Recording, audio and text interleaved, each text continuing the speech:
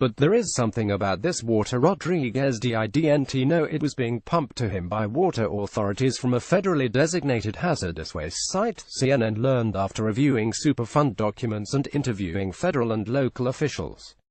Rodriguez, 66, is so desperate for water that this news didn't startle him. "I don't have a choice," he said. "This is the only option I have. It's clear some residents are turning to potentially risky sources to get by." Friday afternoon, CNN watched workers from the Puerto Rican water utility, Autoridad y Alcantarillados or AAA, distribute water from a well at the Dorado groundwater contamination site, which was listed in 2016 as part of the federal Superfund program for hazardous waste cleanup. Residents like Rodriguez filled small bottles from a hose and piled them in their vehicles. Large trucks with cylindrical tanks on the backs carried the water to people elsewhere. Some of the trucks carried the name of the municipality of Dorado. Others simply were labeled with the words agua potable, Spanish for potable water. In announcing the addition of the Dorado site to the Superfund program, the U.S. Environmental Protection Agency says the area was polluted with industrial chemicals, including tetrachloroethylene and trichloroethylene, which can have serious health impacts including damage to the liver and increasing the risk of cancer, according to the EPA. Gathering more information, it's unclear whether there are public health risks from this particular well, however. The EPA said it plans to do testing in the area over the weekend.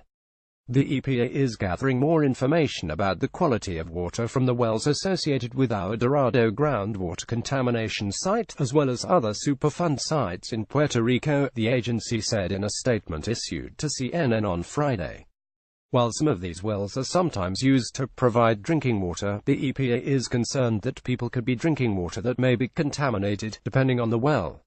"We are mindful of the paramount job of protecting people's health, balanced with people's basic need for water." Regional EPA spokesman Elias Rodriguez confirmed the location is part of a Superfund site. Autoridad y Alcantarillados, the water authority, was unaware that this well site was part of the Superfund program until CNN provided maps showing that this was the case, according to Luis Melendez, subdirector for environmental compliance at the utility. Melendez maintained the water is fit for public consumption. The well was opened on an emergency basis and is not part of the regular drinking water supply, he said. In 2015, this well in Dorado, which is located near a shopping center, was found by the EPA to be safely within federal standards for PCE and chloroform, two industrial chemicals. "I've never seen this before," Martin Smith, a professor of toxicology at the University of California, Berkeley, told CNN the levels of PCE and chloroform would be essentially safe for human consumption. "I wouldn't have any problem in drinking this water if these were the only chemicals in it," he said.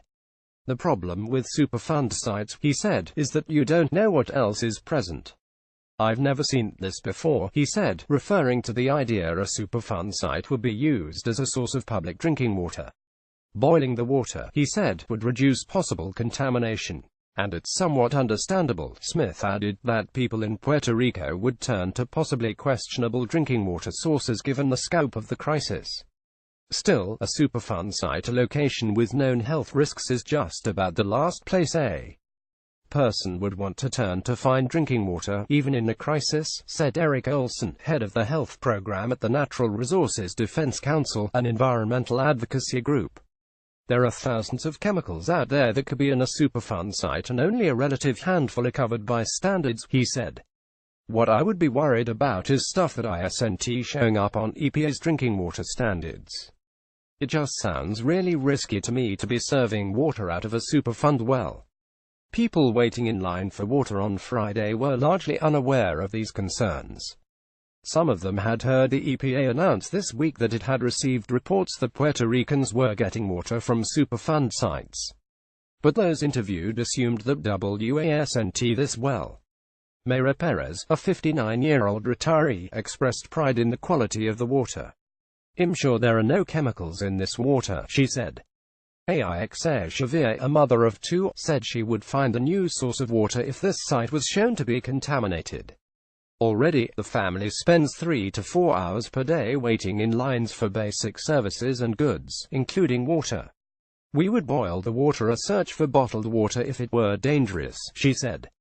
We would find some other alternative. That day, however, she loaded the water into her trunk of her car.